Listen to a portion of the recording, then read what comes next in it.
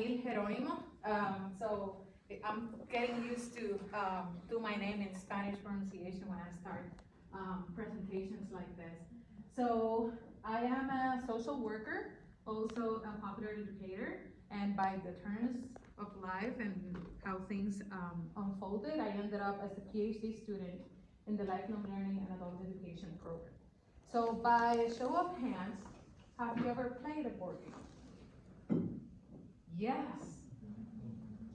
Okay, do you remember any moment in which, pardon that mistake, playing a board game was educational for you? Right. Do you consider or identify yourself as an activist? Okay. Have you ever played a board game or card game to become a better activist? Good, okay. So this is like my two-pronged approach on this topic.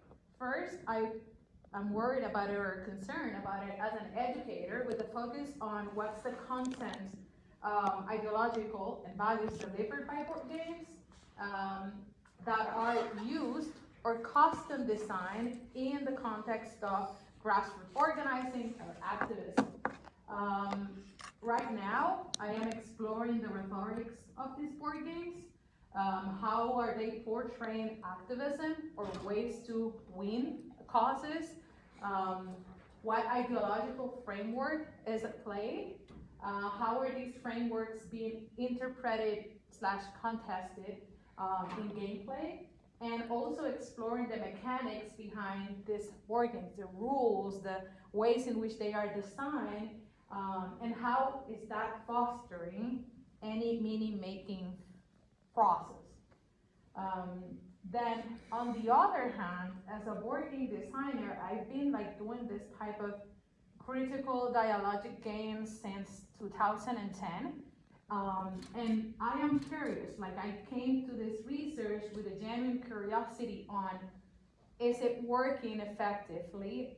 Besides people having fun and engaging, can we say that this is fostering better ways of doing activism or capacity building?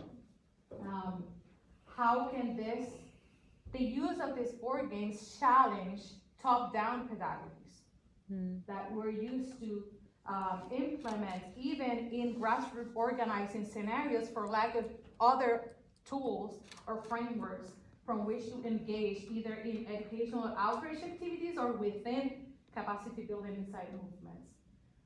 I wonder how this game can foster more horizontal pedagogies and what would they need to get there, and how they affect the notions that we have about what it is to do activism, and how are the solutions portrayed in these board games, and if they are convincing to the causes we're engaged in. So some key concepts that I've started to pile up. Board games, I define them as an artifact that requires tabletop for play. Okay, so I'm thinking here of board games that have a board, also card games, and there are many other genres that I could, get into, but for now, let's leave it at that.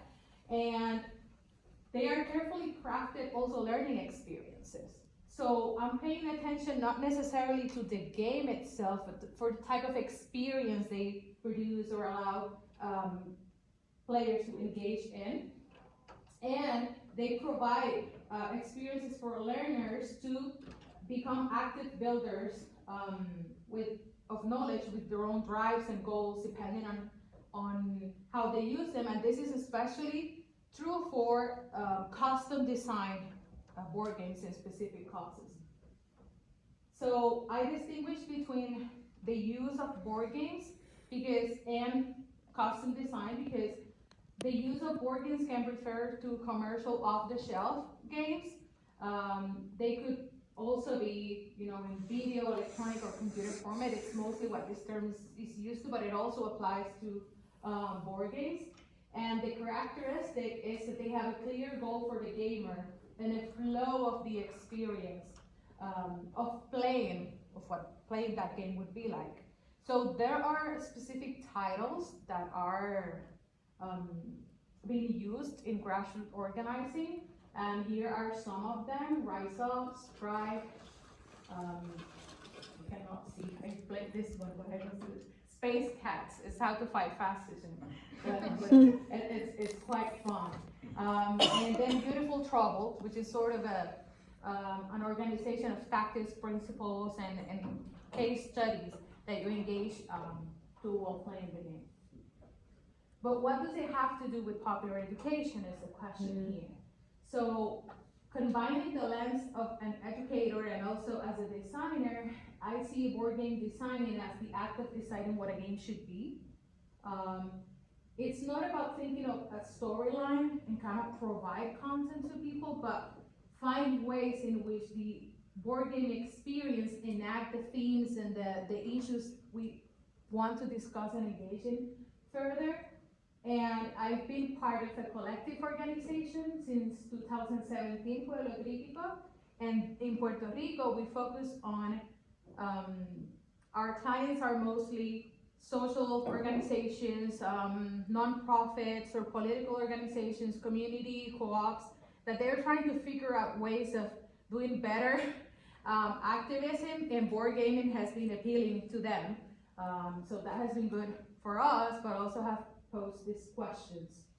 And to be more like specific, when I want to focus on radical games, what I mean, it's these type of games. There are exogenous games, and then you have the endogenous games.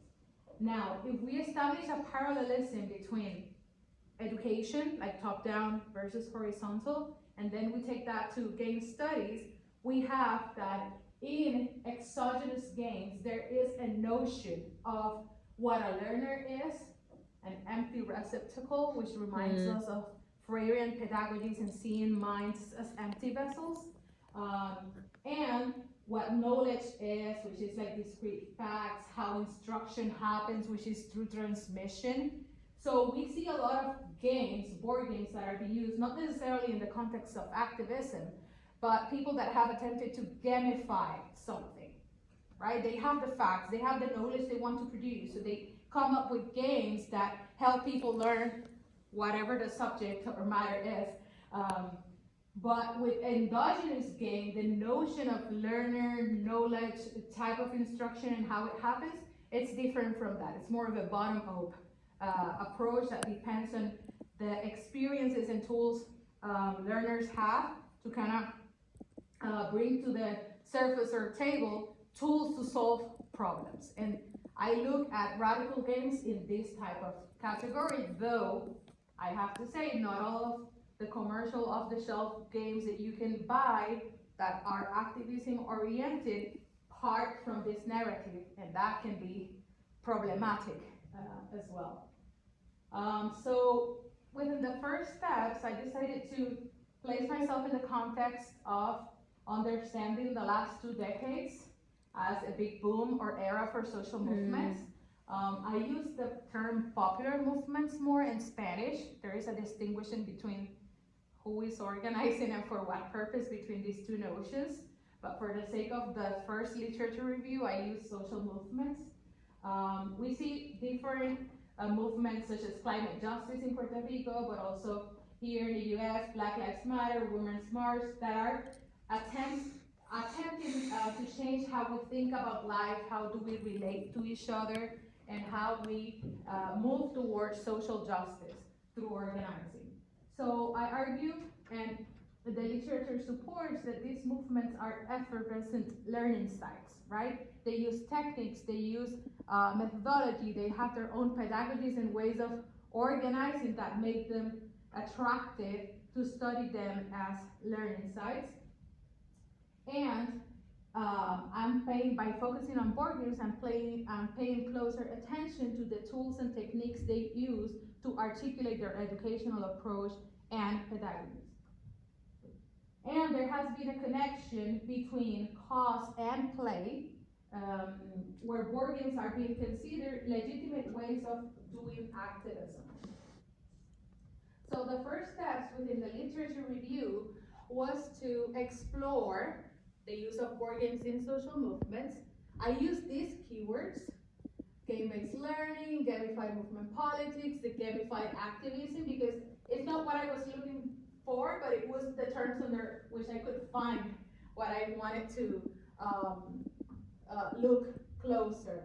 And social justice games, and it was very unfruitful for different things, reasons that I will mention shortly. But I want to acknowledge that for me, the literature review, it's an ongoing process.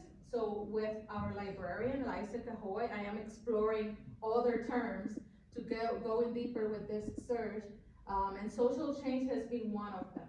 It hasn't led us to the use of board games in activism, but has led us to the use of board games in classrooms to address social change issues like environmental change or ecology, stuff like protecting the earth, things like of that nature.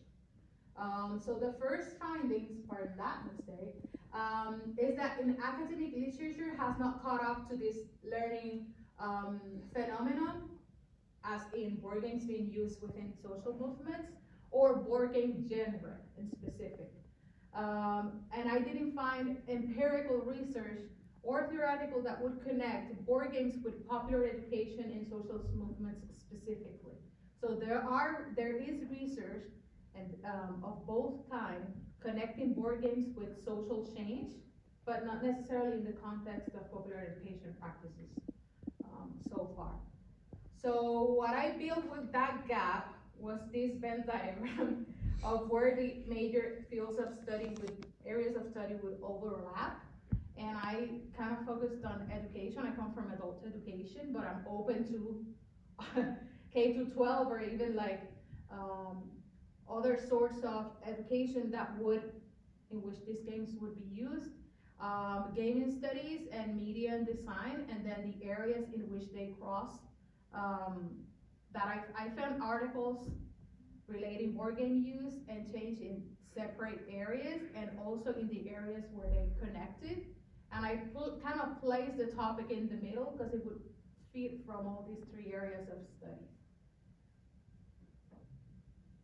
So the way in which I am addressing this research gap is to understand games as ideological systems that carry ideological intentions and narratives about the world and how we're being in the world, how they present meaning-making opportunities as artifacts that test activist rhetorical agency, providing players opportunity to contest, interrogate, and negotiate meanings, and also artifacts that allow socio-economic, political, and cultural reality debriefing, and rely on critical thinking to solve some of these problems. So when I think of them as radical aesthetics, I place them in Brookfield and Hall's discussion of radical learning. They don't cover board games, but I include them in this category as aesthetics that have the educational function of being sounding warnings, building solidarity, teaching history, affirming pride, and others. So the next steps are to conduct empirical research. I found that could be groundbreaking, like in many articles that I read, for all the fields that I considered in that Venn diagram, and they can benefit social movement game-based learning design as well.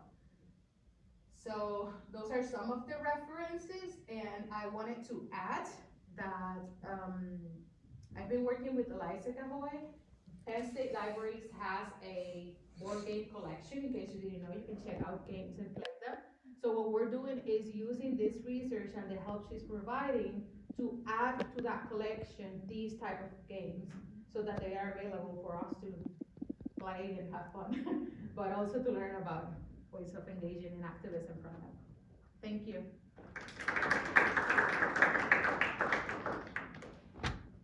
Does anyone have questions for Camille?